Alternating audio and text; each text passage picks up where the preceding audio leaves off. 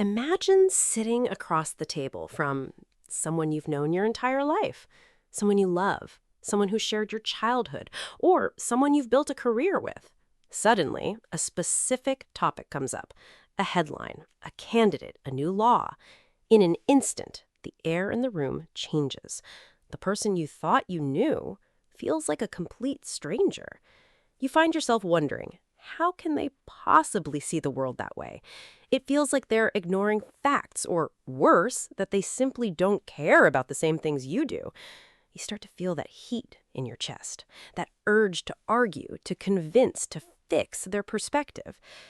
But what if I told you that the wall between you isn't built of bad intentions or a lack of information?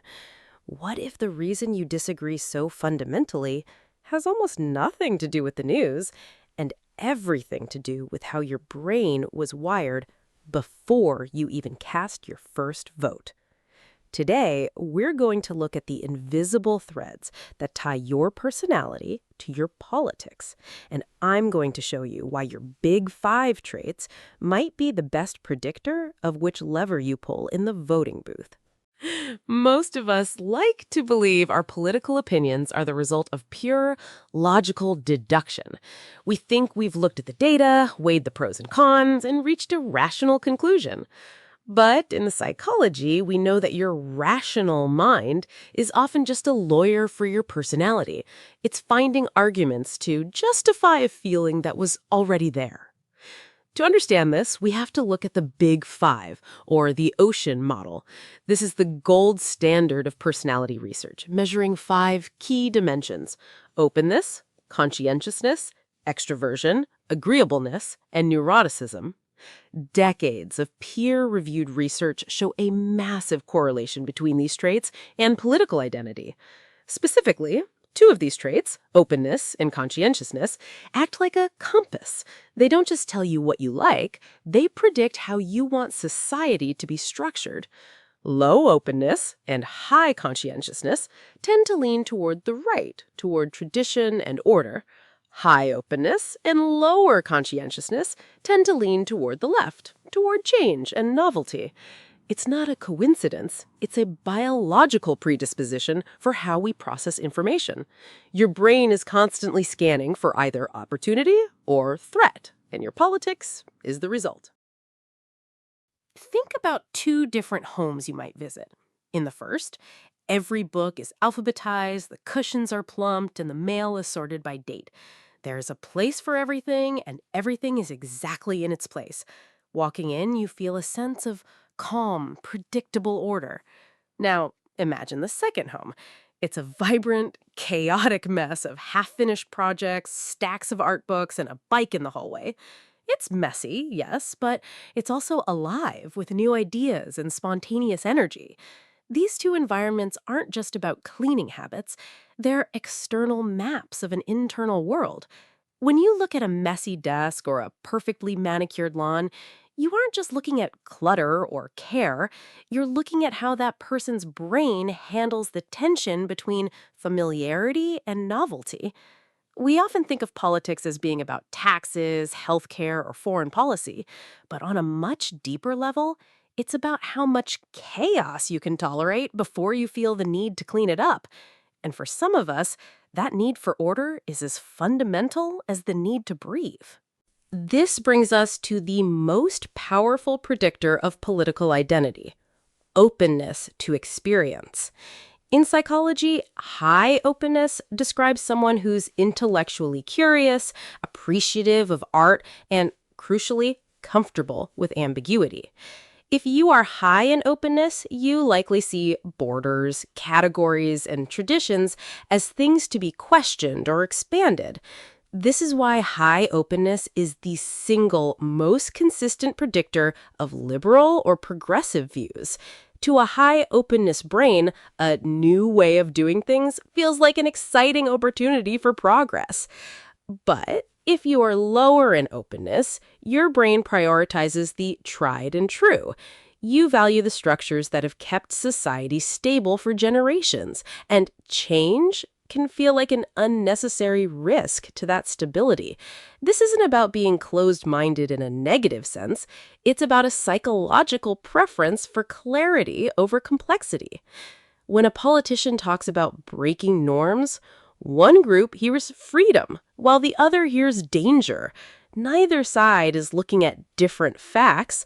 They're simply filtering those facts through a different biological lens. Your political stance on immigration, social change, or even economic reform often boils down to how wide you want the gates of your mind to be. Picture yourself walking alone at night. The street is quiet, the shadows are long, and suddenly you hear a sharp crack behind you.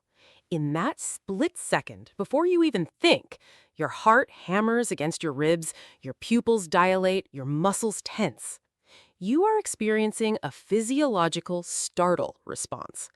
Now, imagine we measured that response in a lab. Research shows that some people have a much stronger physical reaction to sudden noises or threatening images than others. And here's the kicker. Those with the strongest fear response are statistically much more likely to support conservative policies. They favor strong borders, increased military spending, and tougher stances on crime. It's not that they are scared people in their daily lives, it's that their bodies are more attuned to detecting potential threats.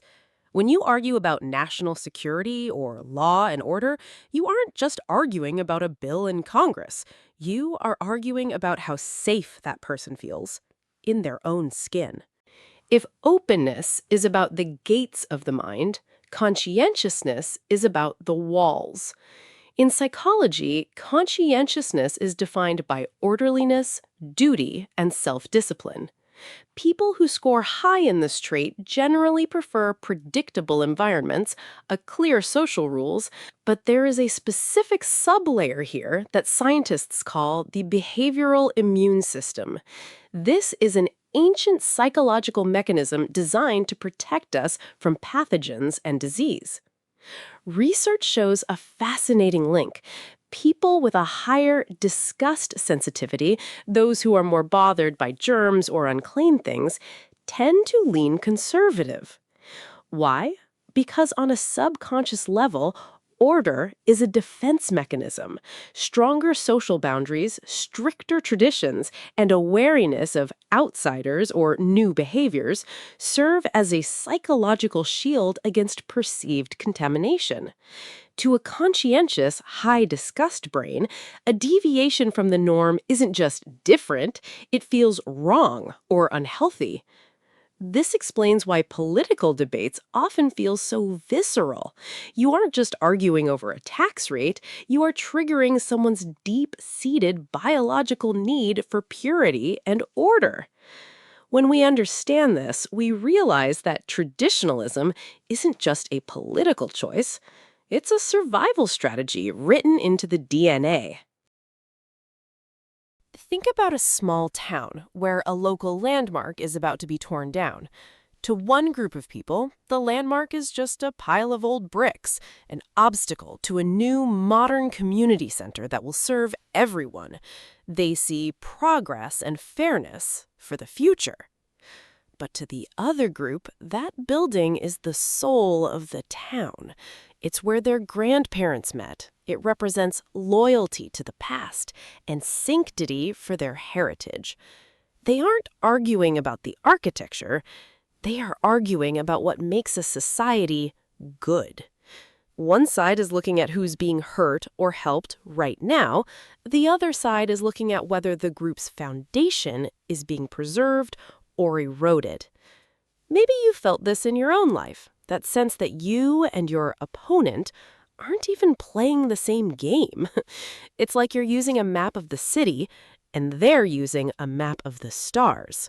You can both be looking at the same ground, but you're seeing entirely different destinations.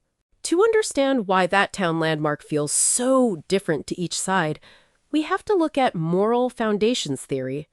Psychologist Jonathan Haidt argues that our moral palate has 6 basic receptors, much like how our tongues taste sweet, salty, or bitter.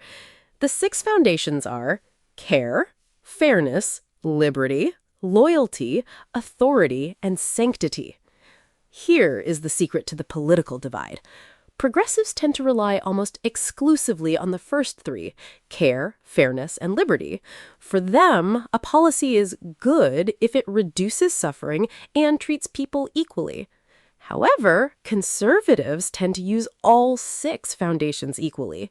They care about care and fairness, but they place a high moral value on loyalty to the group, respect for authority, and the sanctity of traditions. This is why we talk past each other. A liberal might say, this new law helps people, focusing on the care foundation. A conservative might respond, but it breaks our tradition, focusing on the sanctity or authority foundation. Neither is wrong in their own moral language, but they're emphasizing different flavors of morality. When you take a personality test, your scores on traits like openness or conscientiousness basically tell us which of these moral taste buds are most sensitive in your brain. Your politics isn't just a list of opinions, it's a reflection of your moral biology. So, where does this leave us? If our politics are so deeply rooted in our biology, does that mean we're just puppets of our personality? It can feel a bit discouraging to think that we aren't the purely logical beings we claim to be. But there's a strange kind of peace that comes with this realization. The next time you're locked in that heated debate across the dinner table, instead of seeing a villain or someone who is uninformed, try to see someone with a different set of psychological tools. They aren't just trying to be difficult. They are literally experiencing a different version of reality than you are. Their brain is prioritizing safety where yours sees growth, or they are sensing a threat where you see an opportunity. We need both.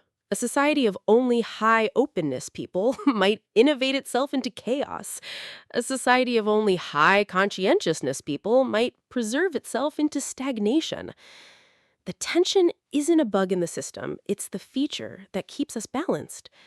Maybe the goal isn't to win the argument, but to finally understand the person standing behind it.